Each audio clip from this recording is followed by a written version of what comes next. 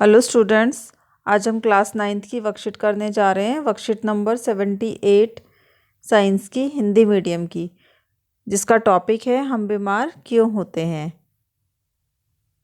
ज्ञान कहता है, जिज्ञासा दीदी, हम रोगों से ग्रस्त होने से कैसे बच सकते हैं। तो जिज्ञासा दीदी कहती है, ज्ञान, हम जानते हैं कि रोग हमें अनेक प्रकार से प्रभावित करते हैं, इसीलिए सही कहा गया है कि रोगों का निवारण उपचार से अच्छा है। यदि हम दो मुख्य विधियों द्वारा रोगग्रस्त होने से बच सकते हैं। हम दो विधियों के द्वारा क्या होता है, रोगग्रस्त होने से बच सकते हैं और अपने आप को सुरक्षित भी रख सकते हैं, जिन्हें निवारण के सिद्धांत भी कहते हैं।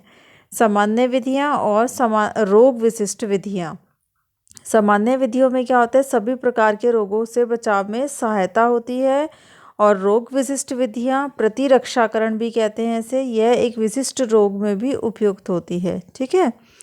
इसके बाद है निवारण के सिद्धांत दिए हुए हैं। संक्रामक रोगों के निवारण के सामान्य सिद्धांत और संक्रामक रोगों के रोग विशिष्ट उपाय, टीकाकरण जिसे कहते हैं।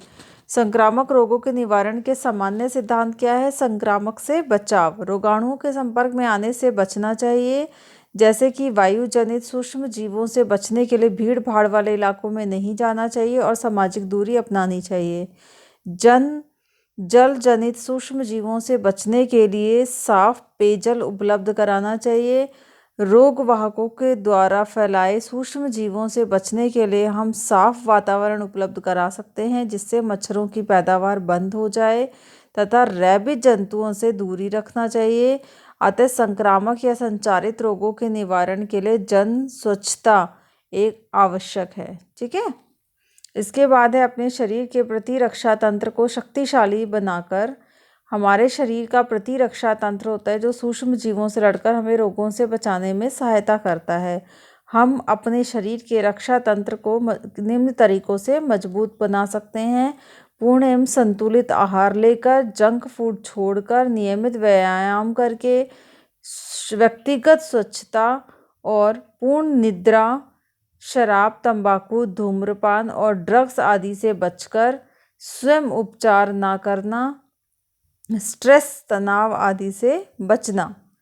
ठीक है। प्रतिरक्षा क्या होता है, शरीर की रोगों से लड़ने की क्षमता या हमारे शरीर की रोगाणुओं के विरुद्ध लड़ने की क्षमता, ये होती है प्रतिरक्षा। ठीक है। तो अब हम इसके क्वेश्चन आंसर देखते हैं। फर्स्ट क्वेश्चन है, रोगों से निवारण के लिए कौन सी दो विधियां प्रमुख है, संक्षेप में लिखिए। तो कौन सी दो विधियां हमने पढ़ी थी, यहाँ पर दो विधियां पढ़ी थी, सामान्य विधि और रोग विशिष्ट विधि। ठीक है। सामान्य विधि सभी प्रकार के रोगों से बचाव में सहायता करती है और रोग विशिष्ट विधि ये विशिष्ट रोग में ही उपयुक्त होती है। तो ये हमारा फर्स्ट का आंसर हो जाएगा। इसके बाद सेकेंड क्वेश्चन है, संक्रामक रोगों के निवारण के सामान्य सिद्धांत क्या है। सामान्य सिद्धांत हमने यहाँ पढ़े थे अभी। संक्रामक से बचाव कैसे कर सकते हैं, भीड़ भाड़ इलाकों से दूर रहकर, सामाजिक दूरी अपनाकर, साफ पेयजल उपलब्ध कराकर, सूक्ष्म जीवों से बचने के लिए साफ वातावरण रख सकते हैं, मच्छरों की पैदावार ताकि बंद हो सके, रैबीज जंतुओं से दूरी बनाकर। तो ये सब क्या है, इसके सेकंड का आंसर है। थर्ड है, प्रतिरक्षा को परिभाषित करना है। प्रतिरक्षा क्या होता है, शरीर से रोगों से लड़ने की क्षमता या हमारे शरीर की रोगाणुओं के विरुद्ध लड़ने की क्षमता होती है प्रतिरक्षा। ये थर्ड का आंसर हो जाएगा। इसके बाद फोर्थ है, रोगों का निवारण उपचार से अच्छा है, इस कथन की पुष्टि कीजिए। तो इसका आंसर हो जाएगा, कोई व्यक्ति रोगग्रस्त होने के बाद फिर से ठीक हो जाता है, लेकिन इसमें लंबा समय लगता है, शरीर कमज़ोर हो जाता है तथा धन की भी खपत होती है।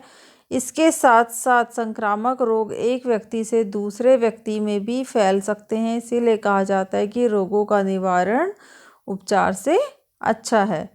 ठीक है बेटा, तो आज की वर्कशीट हमारी कंप्लीट हो गई है। अब हम मिलेंगे अपनी नेक्स्ट वीडियो में, तब तक के लिए थैंक यू।